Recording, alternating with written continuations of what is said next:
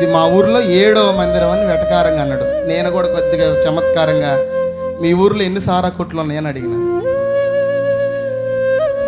6 సారా కొట్లు 7 పెట్టినా ఏం కాదు కదా, 8 సారా కొట్లు ఏం పెట్టినా ఏం కాదు కదా, 9 సారా కొట్లు, చికెన్ కొట్లు, ఈ పాన్ పరాకు గుట్క, ఈ షాపులు ఎన్ని పెట్టినా ఏం కాదు. కానీ గ్రామానికి ఆశీర్వాదకరము దీవెనకరమైన మందిరాన్ని ఇంకోటి ఉంటే మంచిది కాదని అడిగిన. నోరు మూసుకొని ఇక రెండోసారి మాట్లాడలేదు. ఎప్పుడు కనపడ్డ అయ్యగారు వందనాలు. ఎందుకని ఇదే మాట అన్న, 7 సారా కొట్లుంటే నీకు అభ్యంతరం లేదు, కానీ దేవుడు ప్రేరేపించి ఈ గ్రామ దీవెన ఆశీర్వాదం కొరకు మరి ఒక మందిరాన్ని నిర్మిస్తుంటే ఎందుకు నీకు అభ్యంతరం అని అడిగింది. ఇప్పుడు మందిరంలో ప్రార్థన జరుగుతూ ఉండాలి.